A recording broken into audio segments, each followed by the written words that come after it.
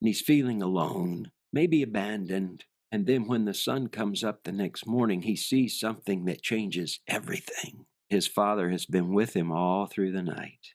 Welcome to the Faith Over Fear podcast, where we discuss powerful truths to quiet anxiety and fear, big and small. I'm Jennifer Slattery with a question. What if one moment could change everything? Your plans, your security, your sense of control. And what if in that moment, God was still at work in ways you couldn't yet see? Today, we're going to hear a story that brings that truth to life and practical ways to find increased peace when anxiety rages. Join us after a brief message from our sponsors. I'm Jennifer Slattery, and I understand what it's like when fear screams louder than faith, when anxious thoughts won't quiet, and life feels overwhelming. Health crises, strained relationships, financial stress, and the uncertainty of living in a broken world can leave us feeling abandoned, yet every struggle is still held by our unchanging, all-powerful, loving Father. And today, my guest, military chaplain and author Bob Page, and I discuss our deep need for God,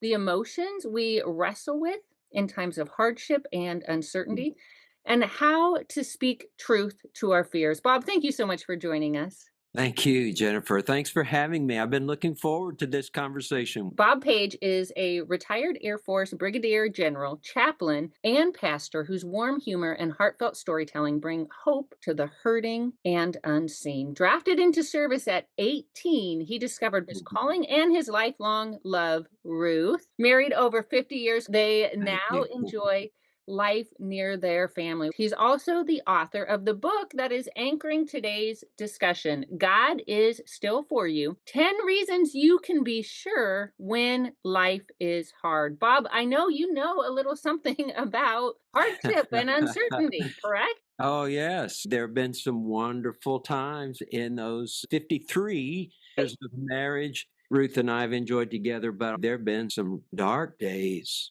when we questioned, where are you, God? And how are we going to make it through this? Maybe I could share a story from early in our married life. We had left the Air Force to go to seminary to prepare for ministry. And there we are in seminary. And before I began my first semester, one night on a 2-lane road, driving home from a night out with another couple, a young man driving drunk swerved over into our lane and collided with us head on. There was no time to brake or brace or anything. And suddenly I found myself lying in the middle of the road with a broken right femur, my wife knocked unconscious, and our little daughter with her face bleeding, a cut below her eye. She must have been about 3 or 4. And the ambulance comes to carry us to the trauma center. Our little daughter is in one ambulance and I'm in another. And her mother, my wife, was in another.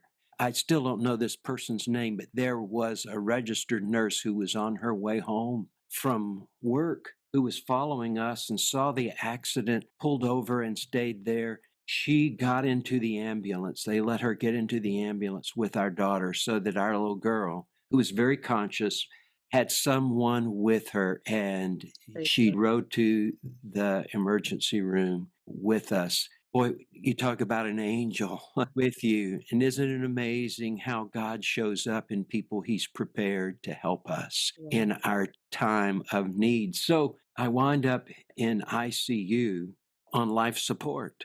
To someone looking in, it would appear we were in timeout or God had abandoned us. We were being punished for something. What did we do wrong? But Jennifer, I tell you, we really felt like we were being faithful and obedient to God. We were trusting him. And yet this very difficult time in our lives, well, a group of friends gathered at church on a Sunday evening, pray. I had an embolism, pulmonary embolism. Those are very dangerous. And they gathered to pray. Well, amazingly and wonderfully, the next morning there was no evidence of the embolism. But even with that amazing answer to prayer, there was still 8 weeks of traction to go. That's the way they treated a broken femur at the time. Well, and life support too, so you must have had more going on than I mean, a broken leg, that's significant, but It's the largest bone in the body, and that broken right femur was broken in two, and fat from inside the bone got into the bloodstream and went to my lungs. oh, So it wow, was okay. a life-threatening situation. And amazingly, there was a wonderful doctor at that hospital who knew us from Air Force days before and came out to talk with Ruth and encourage her, pray with her, and be with her. Were you conscious through that? I was through the accident and the time in the emergency room, but once the embolism made its way to my lungs, I was not conscious then. And that's how they knew something terrible had gone wrong. And they moved me then to the ICU. So there were about 3 or 4 days there that were lost. Yeah. But even though it may look as if God had abandoned me, I'm convinced He was with me all along. Yeah. You share a story in your book that is very profound. And I'm thinking of that story, how God brought, Yeah, like, you couldn't be there in that moment for your family, which I think yeah, is excruciatingly hard for our listeners when they land in situations like that. Yet God yeah, still took care of your daughter and brought that doctor and that group of people. yes. But I remember from reading in your book after you come out of your unconsciousness and the weight of it lands on you, because you have a family to support, right? That's right.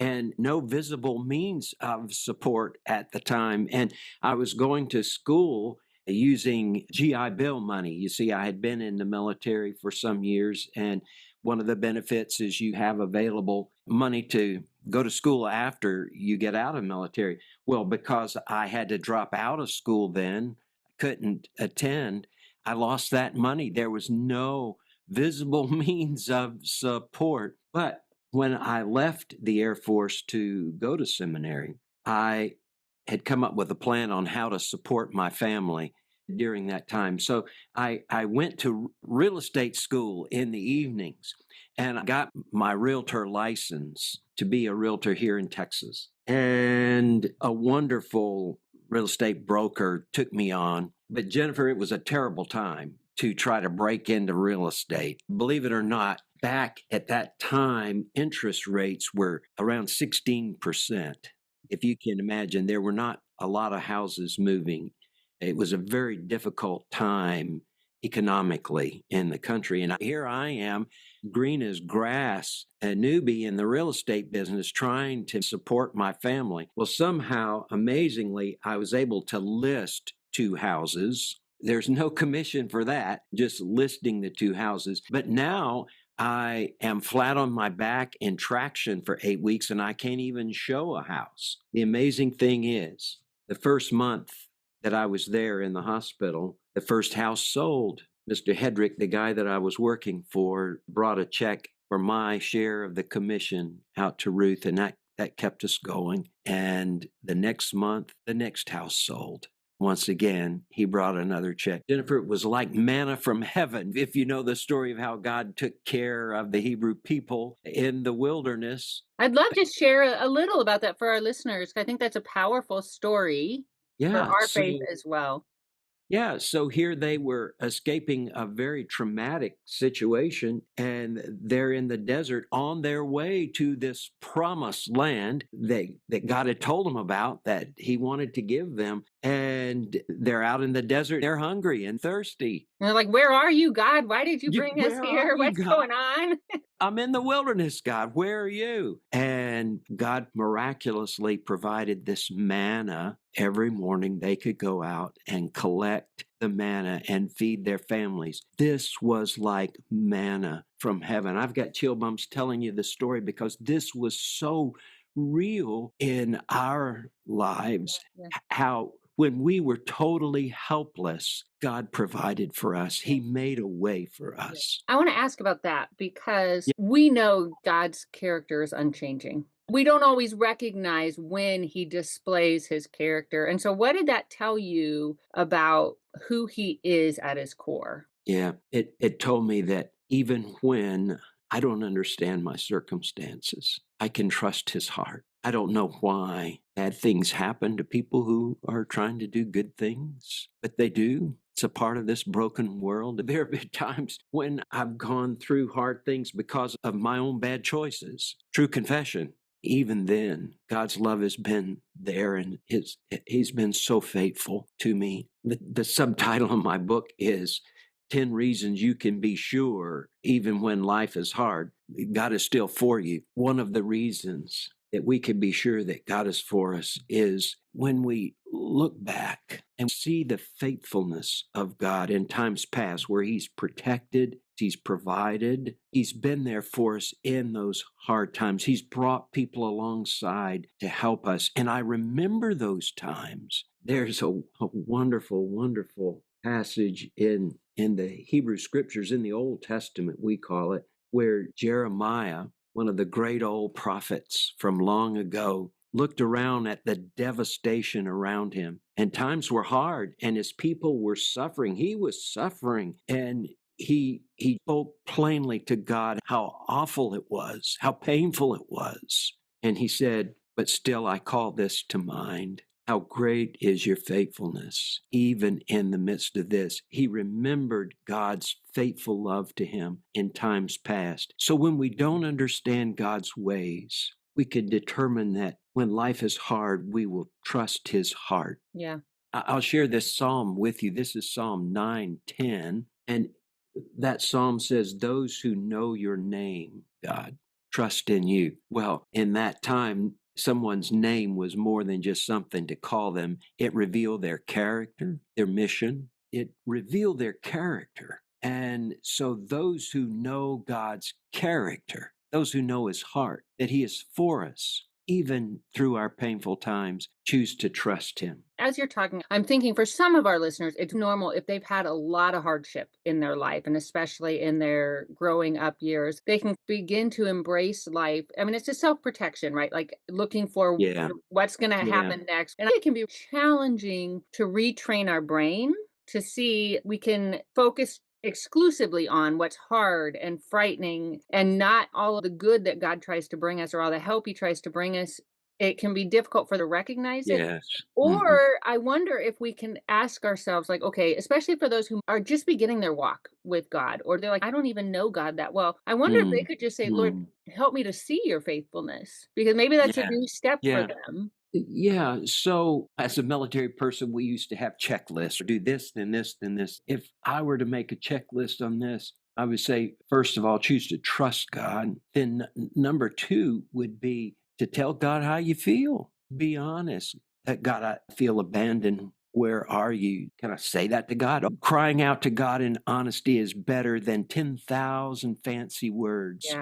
Of someone else's prayer, but you just tell God. And you see that in the Psalms, which are songs that David wrote. He had some spectacular moments in his life, but he also had moments of great pain and betrayal. How hard is that when someone you trusted has betrayed you? He experienced all that. He experienced the death of a child, abandonment, if you will, the waywardness of a son. Yeah. That's so hard. And with his son who betrayed him and wanted to usurp his throne and turn people against him. And so then this was a guy who seemed to process his pain through writing poems and writing songs. He was a songwriter, and in one that we know so well, perhaps his biggest hit, if you will, starts with, the Lord is my shepherd, I have everything I need. But Jennifer, the song before that one starts out, Lord, why have you abandoned me?